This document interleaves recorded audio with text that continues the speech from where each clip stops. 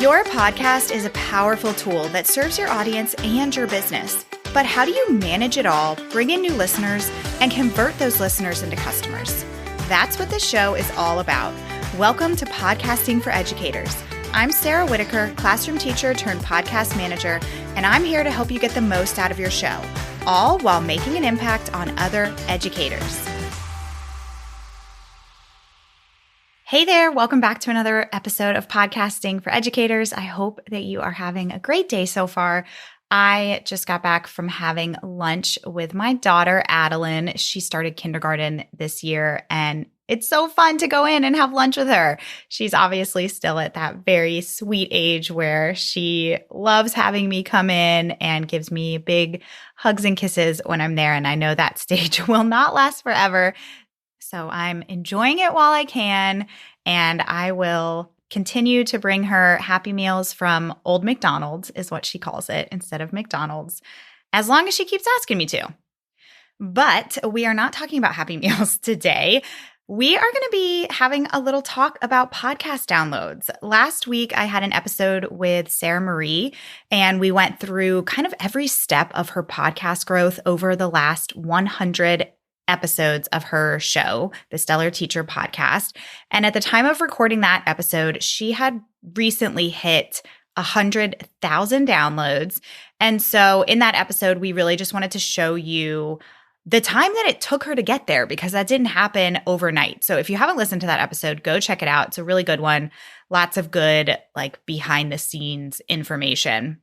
And we shared her exact download numbers each month from the first month she started to the current month that we recorded, which was August 2022, maybe beginning of September 2022. And I think she had around 700 downloads for the very first month of her show.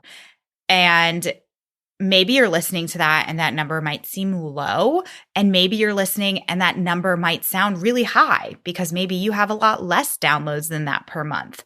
And kind of for the record, 700 downloads a month is still on the higher end in terms of average downloads for podcasts across the board, which we're going to get into a little bit more in just a few minutes. But this whole conversation with her got me thinking that I wanted to do an episode today specifically about downloads, what we actually should consider when we're looking at our downloads, and some benchmarks that we can use to create some goals for ourselves. Now, first, I want to give my gentle yet very firm reminder that downloads alone are not an indicator of your show's success. However, I will validate that downloads do matter. We want to see our downloads growing over time, of course. So let's look at a few factors when it comes to understanding downloads and setting our expectations. I want you to remember that podcasting is a type of long form content. So your download numbers really cannot be compared to the number of your Instagram followers or your Pinterest followers or members of your Facebook group, because that's really comparing apples to oranges. And I cannot say that enough.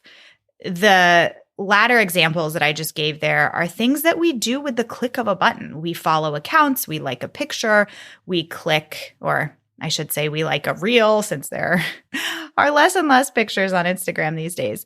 We click a Pinterest pin, and how long do those actions take? Maybe 1 second. How long are we engaged with someone's content with a podcast? 15 minutes, 20 minutes, 30 minutes. So what I'm trying to say here is that I just want you to remember that your podcast is its own thing. It's not your Instagram. It's not your Pinterest. And the people who are listening are doing it with the intention of wanting to hear from you and wanting to learn from you and wanting to spend time with you, which is a lot different than social media. So the other thing I want to touch on is that the level at which your podcast grows in some ways really completely depends on your niche and on the topic of your show. And let me explain what I'm talking about here. Let's take two completely made up examples. They very well probably do exist. Well, the first one definitely does. I don't know about the second one. But let's look at two examples of two different podcasts that are different, but they have some overlapping similarities. So podcast one is a motherhood podcast, and it talks to moms with young children. So is that a niched audience? Kind of. I mean, yes, it is. It's talking to a specific group of people. Is it like a super specific niche? No, not really. And then podcast two is a podcast designed specifically for single moms who are mothers of twins. Okay. That is pretty dang specific. Again, now I'm like curious. I'm going to definitely go check my phone and see if that's an actual thing, because I wouldn't be surprised if it is. I've seen so many really, really niched podcasts like that. Okay, so we've got our general motherhood podcast, and then we've got our podcast for single moms who have twins. Which one of these would have more downloads, do you think? If they were doing the exact same thing in terms of like marketing, they're out there on their Instagram promoting every episode, they're guesting on podcasts, maybe they're even running Facebook ads, they are asking their audience to share, like they're doing all of those right things to promote their show. Which one do you think would have more downloads? I think it would probably be the general motherhood one, because it's speaking to a specific group of people, but it's a very large group of people. But if both of these podcasts were used for business purposes, who might be getting the better ROI? Obviously, it's hard to tell because these are made up podcasts, but it very well could be the podcast for single moms with twins, because their content is very specific. So anything that they're putting out there to their audience is going to resonate with them versus maybe a more general niche. And I feel like that's what is the word? An oxymoron. That's it. An oxymoron. A general niche. I don't know, but I think you know what I'm saying here. We've got like the larger niches and the more specific niches. But I see this time and time again. I see this with podcasts that I've worked on, is sometimes people who have a very broad audience, even if it's a larger audience, they don't get as much of an ROI or as clear of an ROI as somebody with a more niched audience who maybe has less downloads, but they are really seeing those conversions because the things that they're putting out to their listeners are things that all of their listeners need. Not all of their listeners are buying, but a larger percentage is. All right, podcasters, you know how many details come with producing just a single episode, and using the right tools is the key to creating high quality episodes in the most efficient way possible. One of my absolute favorite tools I use is Zencastr. I have tried so many different platforms for recording my guest interviews, and Zencastr is the one I've stuck with for so many reasons. It always gives me the highest quality audio because there is nothing worse than recording an episode that you can't use because of bad quality. It's so easy for you and your guests, even the not so tech savvy ones. All they have to do is click a link and we start recording. Boom, done. Plus, the video is crystal clear, so you can repurpose your solo and your guest episodes on social media and on YouTube. Oh, and it gives you a transcript of your episodes. You can go to zencastr.com/pricing and use my code EDUCATORS. You'll get 30% off your first 3 months of Zencastr Professional. I want you to have the same easy experiences I do for all of my podcasting and content needs. It's time to share your story. So go to zencastr.com/pricing. That's ZENCASTR.com/pricing and use my code EDUCATORS for 30% off. That's EDUCATORS, all lowercase letters. The link will also be in the show notes.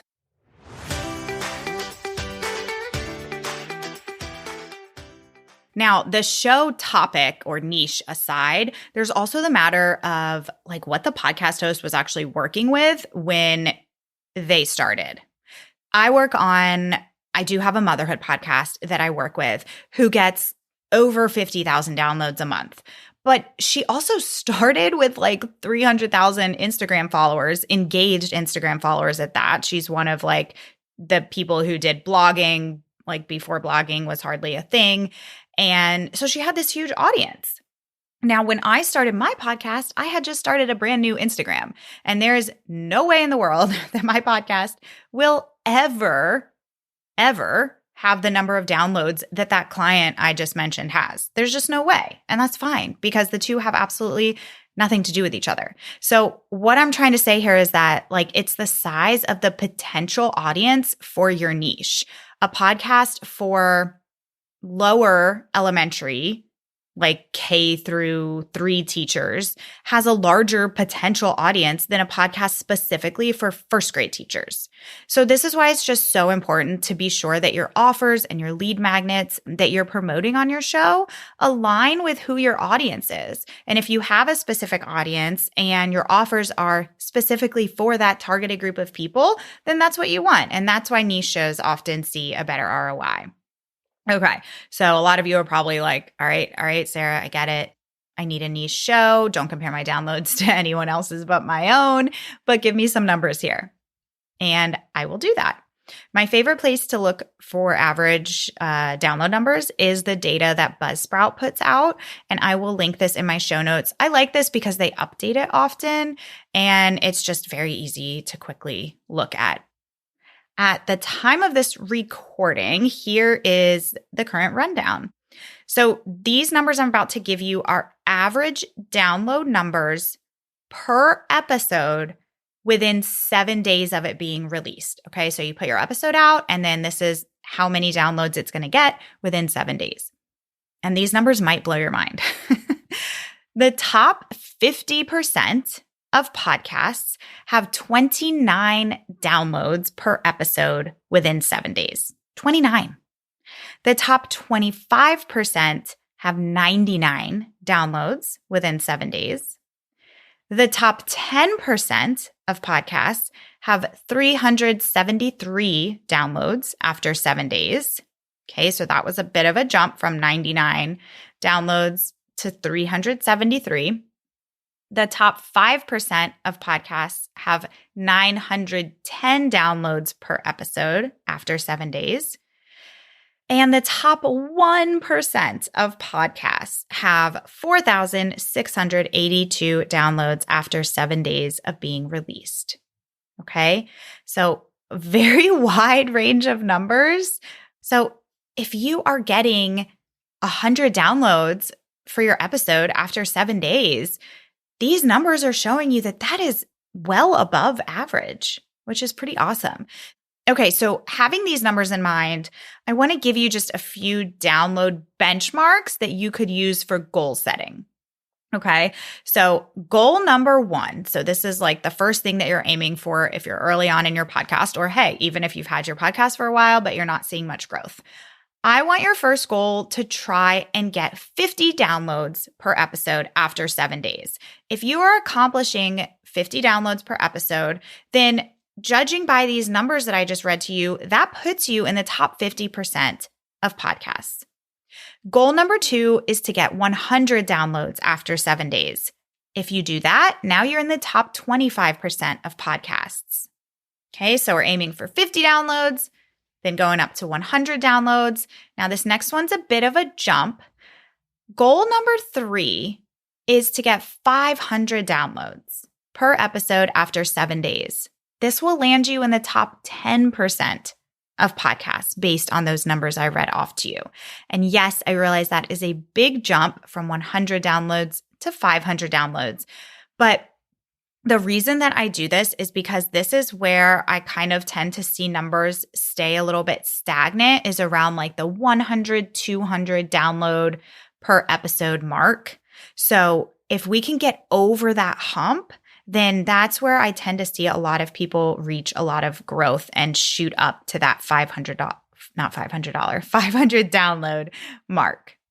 Now, for any of you high flyers out there who are either like, I want way more than 500 downloads, I want to go for the gold. Maybe you already have 500 downloads per episode. If you do, you are rocking it. Good job. But if you want some like stretch goals, then goal number 4 would be 1,000 downloads after 7 days. That puts you in the top 5%.